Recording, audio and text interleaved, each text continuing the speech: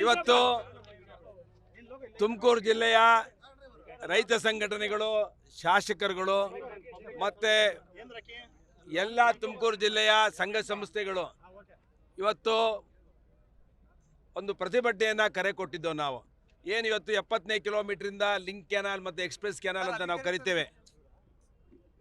ಇದು ಸುಮಾರು ಒಂದು 4 ವರ್ಷಗಳಿಂದ 5 ವರ್ಷಗಳಿಂದ ಸತತವಾಗಿ ಇದು ಒಂದು ಒತ್ತಡ ಹಾಕಿ ಕಾರ್ಯತಂತ್ರವನ್ನು ರೂಪಿಸಿರುವಂಥದ್ದು ಕಾಂಗ್ರೆಸ್ ಸರ್ಕಾರ. ಇವತ್ತು ಕಾಂಗ್ರೆಸ್ ಸರ್ಕಾರ, ಸಿದ್ದರಾಮಯ್ಯ ಸರ್ಕಾರ ಬಂದ ಮೇಲೆ ಈ ಲಿಂಕ್ ಕೆನಾಲ್ಗೆ ಟೆಂಡರನ್ನು 1000 ಕೋಟಿ ರೂಪಾಯಿ ಟೆಂಡರ್ ಕರೆದು ಕಾನೂನು ಬಾಹಿರವಾಗಿ ಇವತ್ತು ನೀರನ್ನು ರಾಮನಗರ ಜಿಲ್ಲೆಗೆ ತೊಗೊಂಡೋಗ್ಬೇಕು ಅಂತೇಳಿ ಹುನ್ನಾರ ಮಾಡಿದ್ದಾರೆ. ಇದನ್ನು ನಾವು 2 ವರ್ಷಗಳಿಂದನೂ ಕೂಡ ವಿರೋಧ ಮಾಡ್ಕೊಂಡು ಬರ್ತಾ ಇದ್ದೇವೆ. ಇವತ್ತು 2 ವರ್ಷಗಳಿಂದ ನಾವು ವಿರೋಧ ಮಾಡ್ಕೊಂಡು ಬರ್ತಾ ಇದ್ದೇವೆ. ಅಸೆಂಬ್ಲಿಯಲ್ಲಿ ಮಾತಾಡಿದ್ದೇವೆ ಈ ಯೋಜನೆಯನ್ನು ನಿಲ್ಲಿಸಬೇಕು ಅಂತೇಳಿ. ಮತ್ತೆ ಪಾದಯಾತ್ರೆ ಮಾಡಿದ್ದೇವೆ. ನಿಟ್ಟೂರಿಂದ DC ಆಫೀಸರ್ಗೆ ಪಾದಯಾತ್ರೆ ಮಾಡಿದ್ದೇವೆ.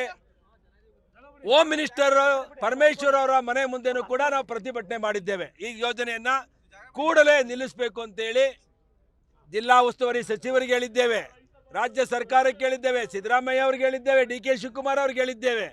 ಎಲ್ಲ ಶಾಸಕರನ್ನ ಒಂದು ಮೀಟಿಂಗ್ ಕರೆದು ಆಗು ಹೋಗುಗಳನ್ನು ಚರ್ಚೆ ಮಾಡಿ ಆಮೇಲೆ ನಿರ್ಧಾರ ತಗೊಳ್ಳಿ ಅಂತ ಕೂಡ ಒತ್ತಾಯ ಮಾಡಿದ್ದೇವೆ.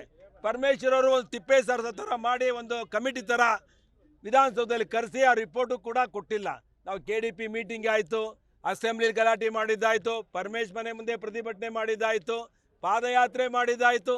ಇನ್ನೂ ಈ ಸರ್ಕಾರ ಸತ್ತಿ ಮಲಗಿದೆ. ಇದು ಇವತ್ತು ತುಮಕೂರು ಜಿಲ್ಲೆಗೆ ಮರಣ ಶಾಸನವನ್ನು ಬರೆದು ಇವತ್ತು ರೈತರ ಎದೆ ಮೇಲೆ, ಸಾವಿನ ಮೇಲೆ ನೀರು ತಗೊಂಡೋಗುವಂಥ ಕೆಲಸವನ್ನು ಈ ಸರ್ಕಾರ ಮಾಡ್ತಾ ಇದೆ.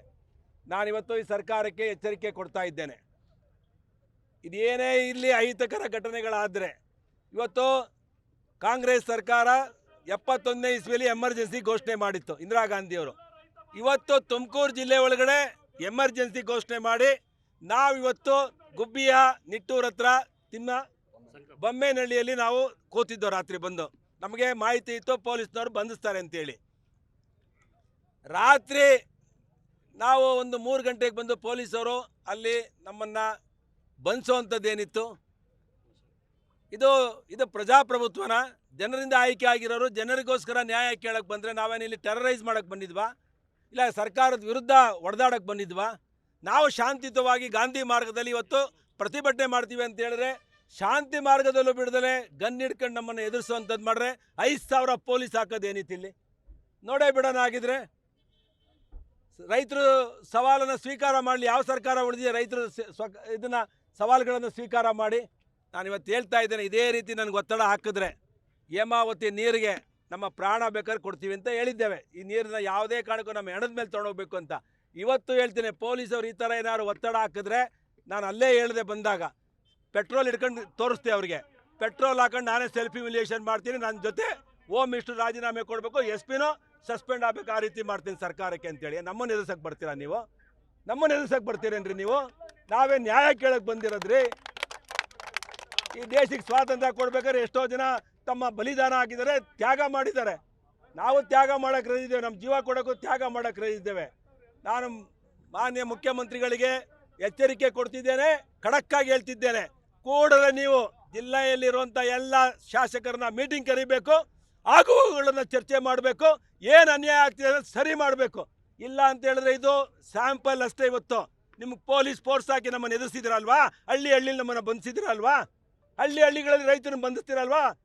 ನೋಡೇ ಬಿಡ್ತೀವಿ. ಜೈಲು ಬರೋ ಕಾರ್ಯಕ್ರಮ ಹಾಕೊಳ್ತೀವಿ, ಜೈಲಲ್ಲೇ ಹೋಗಿರ್ತೀವಿ. ನೋಡೋಣ, ಸವಾಲು ಸ್ವೀಕಾರ ಮಾಡ್ತೀವಿ. ನಿಮ್ಮ ಪೊಲೀಸ್ನ ಹತ್ತಿಕ್ಕೆ ಇವತ್ತು ನಮ್ಮನ್ನು ಬಂಧಿಸುವಂಥ ಕೆಲಸ ಮಾಡ್ತಿರಲ್ಲ, ನಾವು ಜೈಲಲ್ಲಿರೋಕ್ಕೂ ಸಿದ್ಧ, ಪ್ರಾಣ ಕೊಡೋಕ್ಕೂ ಸಿದ್ಧ.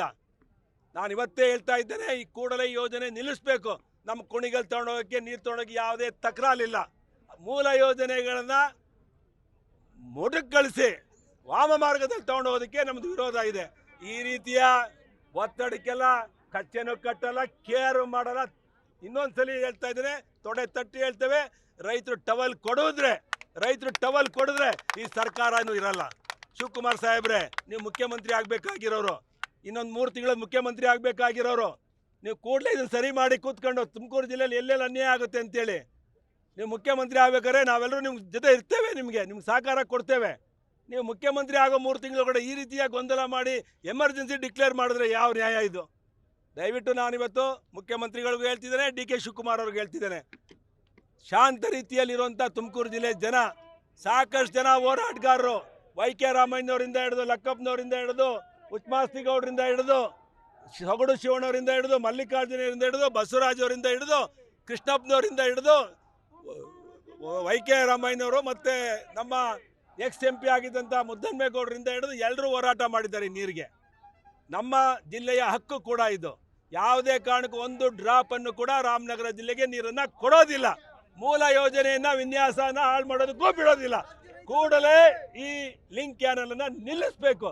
ಇಲ್ಲ ಅಂತ ಹೇಳಿದ್ರೆ ಉಗ್ರವಾದ ಹೋರಾಟವನ್ನು ಆಗುತ್ತೆ. ಯಾವುದೇ ಸಾವು ನೋವಿಗೆ ಈ ಸರ್ಕಾರ ಕಾರಣ ಆಗುತ್ತೆ ಅಂತ ಹೇಳಿ ಈ ಸಂದರ್ಭದಲ್ಲಿ ಎಚ್ಚರಿಕೆ ಕೊಡಕ್ಕೆ ಇಷ್ಟಪಡ್ತೇನೆ. ನ್ಯೂಸ್ ಫಸ್ಟ್ ನಿರ್ಭೀತಿಯಿಂದ ನಿಮ್ಮ ಪರವಾಗಿ.